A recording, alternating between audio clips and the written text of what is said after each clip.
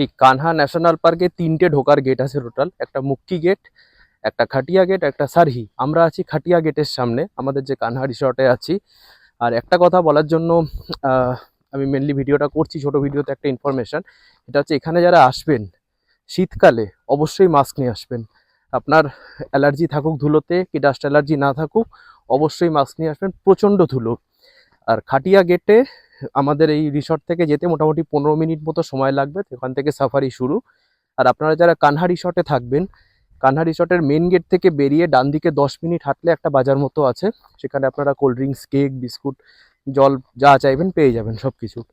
এমনি ভালো, প্রচণ্ড নিস্তব্ধ, এবং সার্ভিস ওয়াইজ মোটামুটি এখন পর্যন্ত, কারণ আমরা যখন সকালে ব্রেকফাস্ট বা ডিনার অর্ডার করলাম, সেটা আসতে মোটামুটি 45 মিনিট সময় ওরা নিচ্ছে। অবশ্য এখানে ট্যুরিস্ট খুব কম, তো মেবি সেই কারণে হয়তো ওনারা অতটা এখনও তৎপর হয়ে উঠতে পারেননি। বাট ওভারঅল কিন্তু এখন পর্যন্ত খুব সুন্দর এক্সপিরিয়েন্স।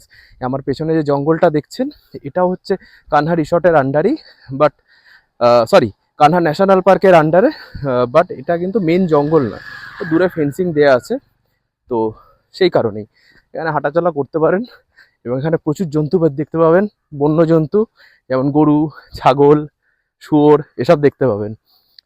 মেন জন্তু দেখার জন্য আপনাকে ন্যাশনাল পার্কের ভেতরেই ঢুকতে হবে।